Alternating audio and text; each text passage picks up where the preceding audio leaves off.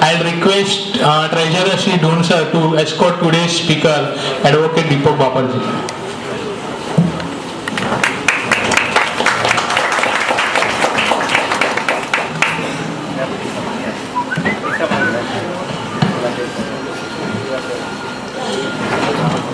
Thank you, Dhon sir. Friends, before we start today's lecture, I have one more important task. To honor our today's speaker, Advocate Deepak Baparji, our life member and our past president has achieved one more milestone and has been elected as the president of the Sales Tax Tribunal Bar Association unopposed for this year, for the coming year. I'll request senior member Suresh Sanghvi sir to offer a flower bouquet on behalf of STP Association.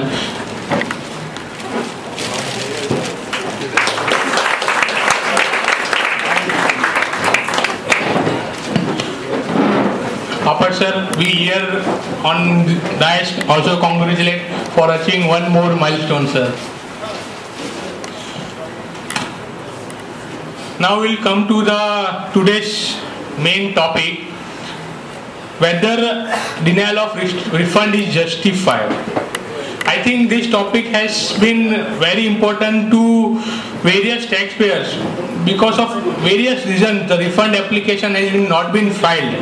The department is disallowing under section 51 and are not granting the refund, but there are also various other provisions.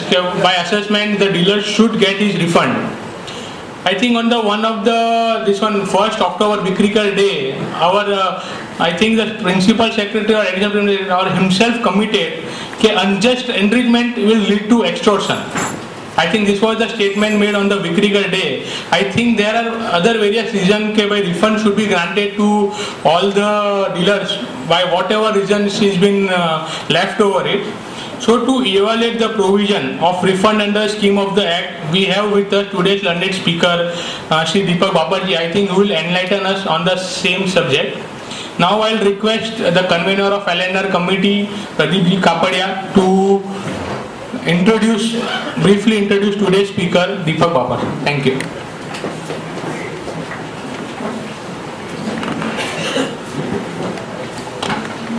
Good afternoon, everybody. आदरणीय मंच और सम्माननीय सदन, आज जो ये दीपक को प्रज्वलित करने के लिए जो प्रदीप को मौका मिला है, उसके लिए प्रदीप बहुत बहुत आभारी है सचिन भाई आपका कि मुझे ये मौका दिया. To introduce a person who is so versatile, who is so down to earth and who is really dedicated. Why I am saying dedicated? Because we just gave him 1 day notice and he agreed. This is what the president of this associations are, and I really bow down to all the presidents for being really so dedicated, and whenever the call comes from the association, they don't even think twice. They were always ready, and I'm really grateful to Deepak Baparji for really accepting it immediately. And then what can I say? From his very, very busy schedule, I'll just give you one example. All those who must be attending the appeals, Appeal 6 with Tannu Saab. Once you all are laughing because when I give the name of that deputy commissioner, once I had been to him, I said, sir, आपने ये cross क्यों करके रखा ये date को, आप नहीं हो? बोले ऐसा नहीं है, ये सिर्फ दीपक बापट साहब के लिए का डेट है. तो इमेजिन, और उसके ऊपर बोले ये पूरा जो कबर्ट है ना यहाँ पर, ये सब दीपक बापट की अपील्स जो पेंडिंग है उसके लिए रखा हुआ है. तो imagine the person who is so busy and who is really, it is not that I'm just telling something, but this is what I have heard, and still he has agreed to be a speaker here. And in briefly I will just now introduce him, an advocate, BCom LLB, and he has been practicing since 1981 exclusively on the sales tax up to the tribunal and the high court, and has has recently been stated by our president that he has been elected as the Maharashtra Sales Tax Tribunal Bar Association, the president. I think this is something great, and he has already been the president of this prestigious association, the Sales Tax Practitioners Association of Maharashtra, during 2007, 2008 and 2008 and 2009. He had given lots of lectures in the study circle meetings, seminars, and presented papers on sales tax and allied laws for the seminars, written articles in Sales Tax Review published by our association, and he has been an advisor to FARM, that is the Federation of Association of Maharashtra for LBT, and advisor to various trade and manufacturing association, and has written a short publication on works contract reenact, that is Act 1989, and I'm very happy that he has already now agreed to write a short publication on taxation of developers under the MVAT Act. मैं तो सिर्फ यही कहूँगा, दीपक का कोई जहां नहीं होता, वो जहां भी होता है वहां रोशनी फैलाता है। तो मैं फिर रिक्वेस्ट करूंगा दीपक साहब को कि उनकी ज्ञान की रोशनी हमें सबको प्रदान करें। Thank you very much. And prior to that, I will request the President, as a token of our love and affection to our President, yes, we would like to present the momentum.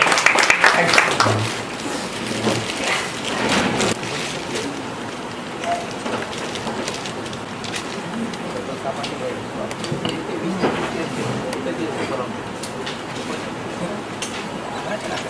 The President and all the office bearers of this association, all the members of managing committee, all the seniors present over here, and my professional brothers and sisters.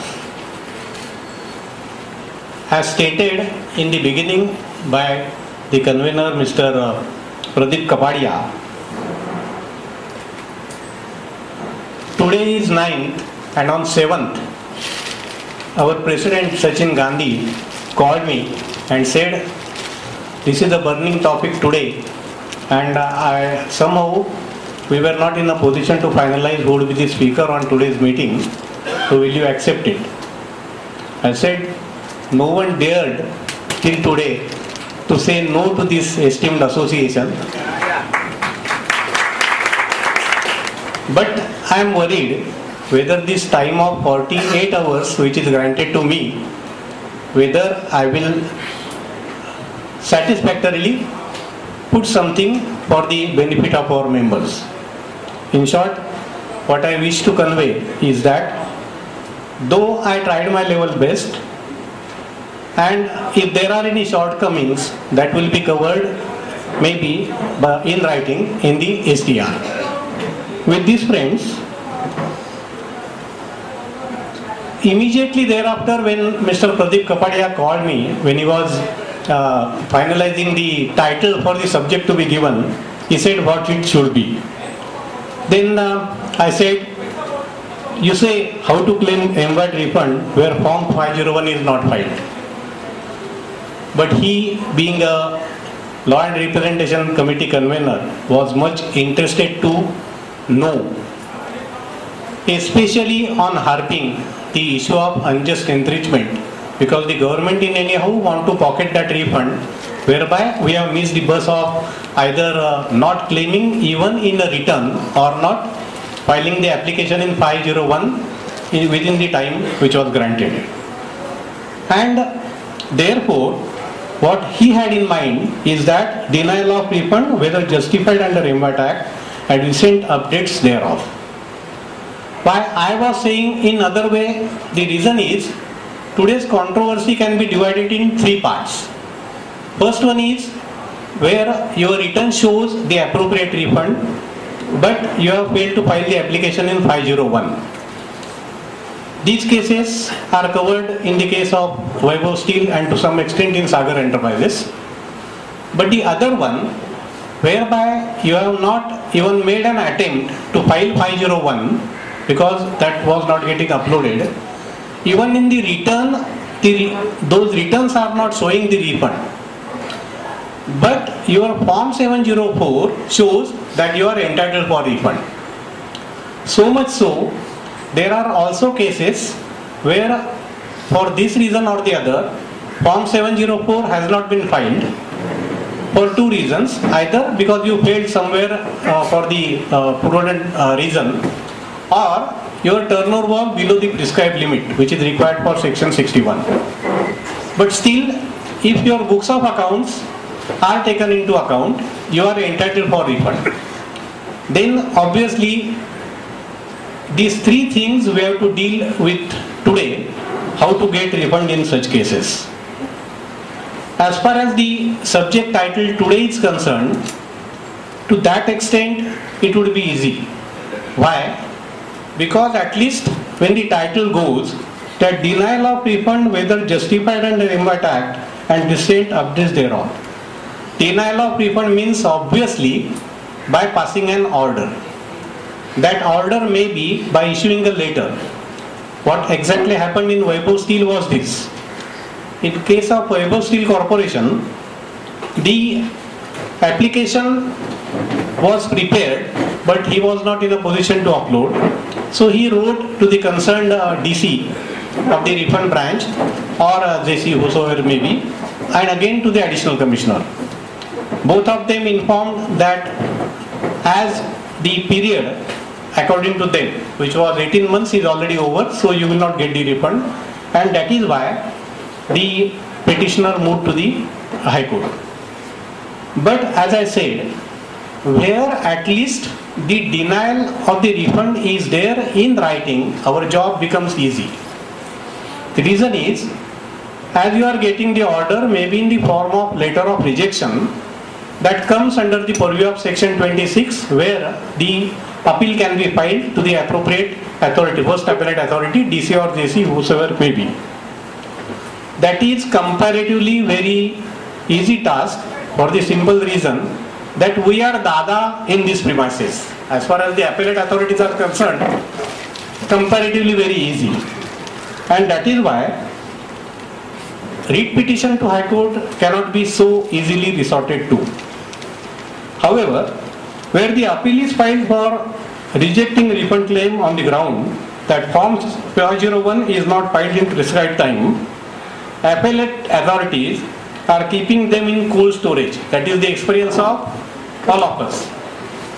When there is a demand, always we have to enclose the application in Form 311 for stay. But when your claim is that, your grievance is that the refund which is due is not granted, and that is why I am in appeal, the appellate authorities are really speaking putting them in the cold storage, and we become helpless. Refund hai, bank mein pada hai, but you cannot withdraw. That is the issue. That money gets blocked, and that must be the reason why Mr. C.B. Thakur, in case of Vaibhav Steel Corporation's case, moved to the High Court instead of going in the before the first appeal and thereafter to the tribunal. In Vaibhav Steel Corporation's case, the issue was for the year 2009-10, where the period for filing 501 was reduced to 18 months. Mainly the argument was whether the amendment to reduce the period can be retrospective, because actually the amendment took place in the year 2011, somewhere in May, to curtail the period from 36 months to 18 months. That amendment, that particular subsection is not said, I have not said anywhere that is effective from so and so date. And that should have been actually expressly provided for. So the situation at that time was that for the year 9-10, that period was according to department, means which was issued, clarified by the commissioner by issuing a trade circular, that for 9-10 the period was 18 months. Thereafter, after that particular 30th September 2011, if I mistake not, the refund application for the year 8-9 were to be filed, and for 10-11 again 18 months. And therefore, when this writ petition came for hearing, though Mr. C.B. Thakur had canvassed two very important judgments in that case, why the curtailment of time can't be there, and so much so, to denial of the refund is not at all permitted under the law, under the constitution. But the High Court conveniently overlooked all those issues. And the reason simply was, as you know, that we think that when the issue is taken to the High Court, we are not interested only in the relief which is actually prayed for, but the supporting grievances we also wants to get settled. But as has been done in case of that pure helium, the High Court restricted only to the issue which was in front of them. Same thing happened in this case as well. The High Court said that as far as the retrospectivity is concerned, unless the particular section has expressly provided for that, that cannot be made retrospectively applicable. In short, as far as Vaibhav Steel's case is concerned, the High Court said that the amendment is prospective in nature, which is made in the year 2011, and that is why for the year 9-10 and 10-11, the curtailment in the period of 18 months will not be applicable, and that is how the Vaibhav Steel's case was got over. But what is important in this case is that what will happen to the periods other than 9-10 and 10-11, or so much so where the ground is, even though no application for refund has been filed, whether am I entitled for that refund or not. And that is why what is important for all of us is to go through para number 11 and 12 of Vaibhav Steel. What is stated by the High Court? The decision of this court in Mahalakshmi Cotton Ginning, Pressing and Oil Industries and of the Apex Court in Kirloskar Pneumatic have no application to the present facts. This is so as neither the validity of section 51 of the MBAT Act 2002 is challenged before us, nor we are directing the authority under the MBAT Act to ignore the statutory period of limitation. This is very important. What happened in that case was, when it was argued by Mr. C.B. Thakur that in view of two judgments, one was Universal's case, which was on excise and custom under Custom Act, and the other one was Hussain Kasam Dada. That was on the ground of unjust enrichment, and you cannot in any way deny the refund. And the department had a strong persuasion on the basis of Supreme Court judgment in the case of Kirloskar Pneumatic. In that case, what was happened? That was the issue under Excise and Customs Act. In that case, the duty was paid in respect of 2 years. In the respective item, that was the case of Coca-Cola, if I mistake not. In that case, the duty was wrongly levied, though that particular item was falling under different chapter head.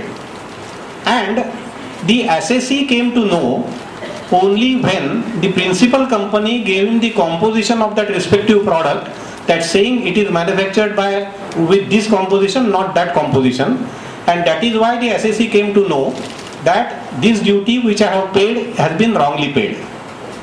And when he approached the respective authority for getting that refund, by resorting to section 11 of that act, in one of the case that was granted because that was within the period of limitation according to them, and for the another period it was rejected.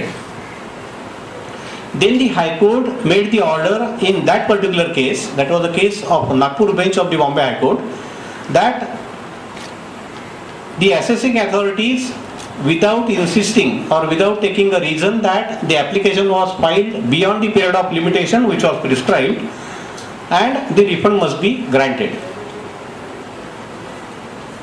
Thereafter, in case of Kirloskar Pneumatic, as I was referring to before the Supreme Court, the issue came up before the Supreme Court in that case is whether even our earlier judgments, whereby we had directed the departmental authorities to grant that refund by ignoring the period that is to be called statutory period granted by the respective statute.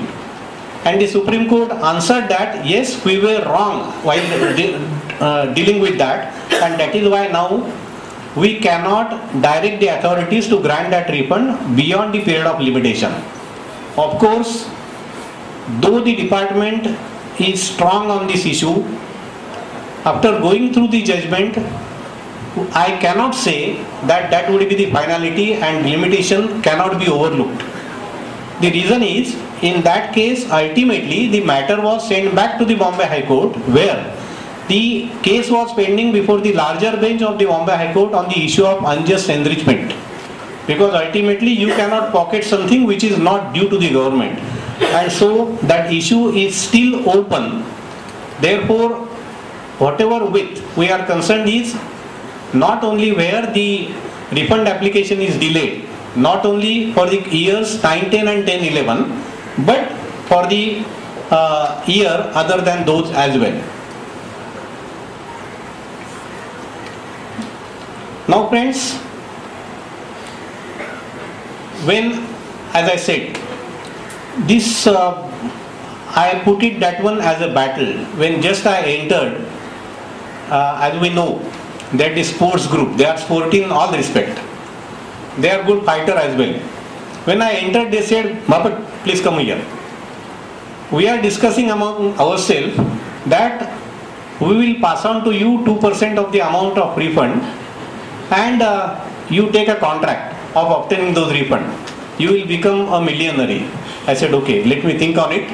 Because on the other side, you can see on your left hand side, these are the cases other than those 252 cases whereby everyone is optimistic that yes, today or tomorrow we will get the refund. That's why I am saying it is a big battle, because as I said, for 9, 10 and 10, 11 it is a different issue, because the department on the basis of Vaibhav Steel are considering as on today the cases only for the year 9, 10 and 10, 11, barring those.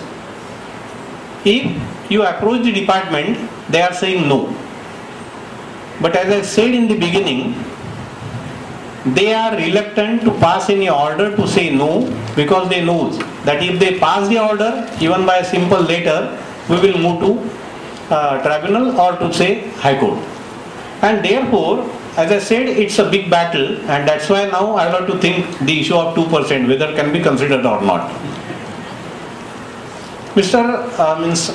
Advocate Ratan Samuel has expressed to file PIL.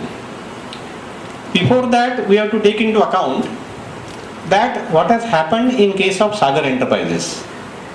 In case of Sagar Enterprises, that was covered in that second category which I explained in the beginning, that for 9, 10 and 10, 11, no application in 501 was at all filed.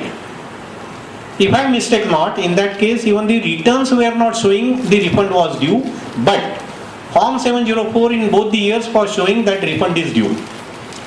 And therefore, Mr. Ratan Samuel in Sagar Enterprises approached to the Bombay High Court, and the moment he approached the Bombay High Court, the department was smart enough. They granted the refund by ignoring the circular number 70 of 2011, because they thought, just like what had happened in 48.5 case in Mahalakshmi. At that time, the first one on board, high on board, was the case of Parle Products Limited, in which Mr. Vinayak Patkar was to appear. When the department came to know that instead of all the chiller cases, or those are reputed havalas, it would be better if we take out the case of a good repute, that is Parle Products. That is why within 24 hours, the additional commissioner Pune was instructed to grant the refund to Parle Products. And that is how that refund of crores of rupees was granted to Parle Products, and that is why Parle Products came out of that. Because hardly refund which was remained of 50,000, Parle Product thought it fit not to enter it into that writ petition. And therefore, what was before, other than Mahalakshmi, what was before the Supreme High Court of Bombay was the cases, those who are so-called or actual, I do not know, are the Havala cases. And that is how the court was stuck up, or even as of today. The Bombay High Court, as well as I can say all the courts in the country, are deadly against whereby the refund has been claimed where the allegation of hawala has been made. And that is how, as far as Sagar Enterprises is concerned, along with Sagar Enterprises, when Mr. Ratan Samal, while canvassing the arguments, has stated or submitted before the High Court that there are thousands of dealers who have not yet got the refund on the flimsy ground of not filing the application in time. Then the High Court said, do not speak in the air. That's why he committed, yes, I will come to you along with the actual applications. Then he, with the help of all of you, he could collect the applications in proper format, proper affidavit was filed in those 252 cases. And the question now before the Bombay High Court is, what to do about these 252 cases? Though the Bombay High Court ordered that you grant this refund maybe by taking up the assessments in those 252 cases, but somehow the department is reluctant. They do not want to so easily give up the refund as far as those 252 cases are concerned. That's why they are passing the time that we want to file an affidavit or say from the commissioner. The matter initially was high on board. Day before yesterday that was also to come on board, but somehow it didn't reach. We do not know what will happen. But as far as these cases are concerned, which we know, other than these, there are really thousands of cases whereby the refund has been stuck up for this reason or the other. In those cases, Ratan Samal has expressed with me that he is interested or he is planning to file PIL. As far as public litigation is concerned, public interest litigation is concerned, with great respect to him, I am of the opinion that PIL will not be entertained by the Bombay High Court. But I wish good luck to my friend Ratan Samal, as I also handed over 3 cases in this bunch. So without approaching the High Court, my client may get the refund, and that is why if those are entertained, well and good. But assuming and thinking in other way, we always should be, as far as the court matters are concerned, no one can say with tight collar that I will succeed in this. That is why I am saying, assuming we fail in High Court regarding 252 cases as well. The question is the subject which I was suggesting to Pradeep. How? Because where everyone cannot afford to go in High Court, that is number one. So that is why in a simple manner what I was suggesting is that how to claim MVAT refund where Form 501 is not filed. As I said, after Vaibhav Steel, the department has adopted the policy not to issue even a letter. They will simply close the proceeding even without saying the proceeding has been closed. In anyhow, they will not give you anything. But the question is, what to do in such case? The answer is like this, that you have no go, even though the Form 305, which we used to file. What is that Form 305? By filing that Form 305, we can approach the Joint Commissioner or say Commissioner by saying you direct the respective assessing authority to take up my case and grant me the refund if it is due, which is due according to me as per 704. Then that respective authority has to do something. If they do not do, at least, even though that Form 305 is scrapped as on today in the recent Maharashtra budget, that Maharashtra Act, that Form 305 has been nullified. But so much so that cannot be the end over there, because the application for availing a refund can be filed even by a simple letter. To whom you will file? Obviously you file to both of them, Joint Commissioner Refund as well as the Commissioner of Sales Tax. Whereby, because you cannot directly move to the High Court unless you exhaust all the means which are available to you. Later on you can say that as the authorities are not responding, that is why I am approaching to the High Court. As I said, the cases of 252 which are in number, even if the High Court ultimately, there are, as I said, there are more chances that High Court will direct in those cases that the refund should be granted, refund shall be granted. But what will happen to other 252 cases?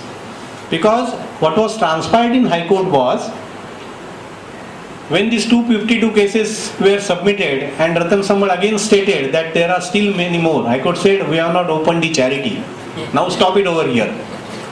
And that is how even I was waiting in my more than 15-20 cases, but now I have started one by one filing the writ petition to the High Court, because according to me there is no go as far as the cases other than those 252 are concerned, and we have to. Now, as you know, these verbal actions of saying no have troubled us not only in refund cases but everywhere.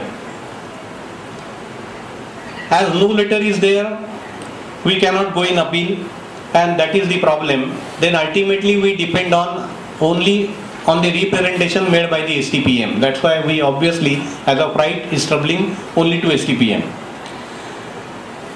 Now, as far as the verbal instructions are concerned, as I said, they are not troubling to us only in refund cases. That's why this aspect becomes important when we are dealing in third category of cases.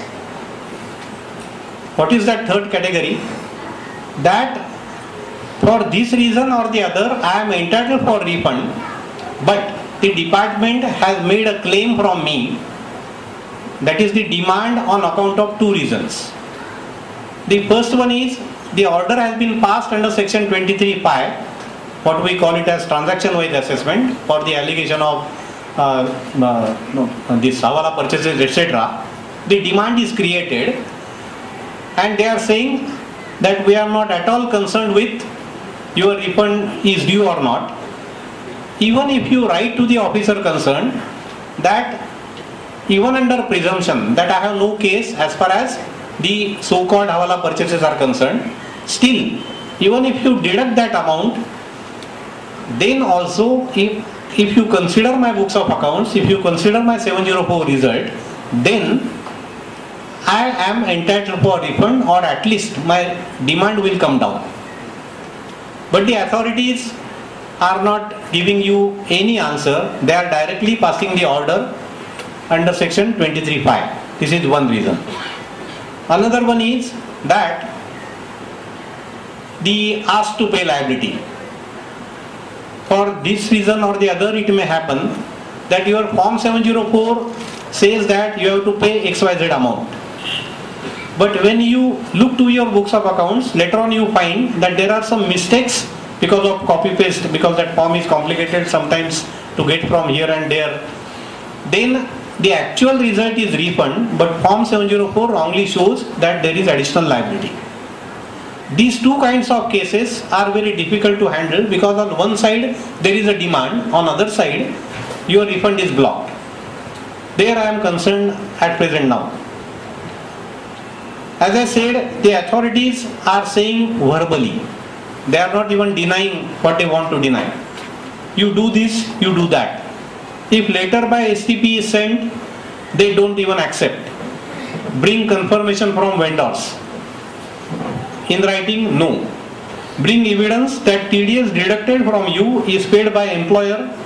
This is again the problematic issue. That also nothing in writing. Return branch. We are nowadays coming across that payment is not reflected on Mahavikas.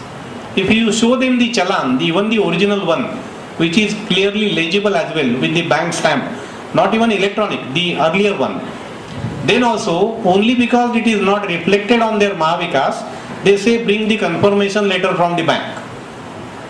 Again in writing, no. Now if you approach the concerned assessing officer with the ad interim stay, the copy thereof, there also bring the original. these are the things whereby the verbal instructions are being given, because they knows very well that if the instructions in writing are given, we will move to the appellate authority wherever required. And therefore, they are not doing these things by passing an order or issuing a letter. Now,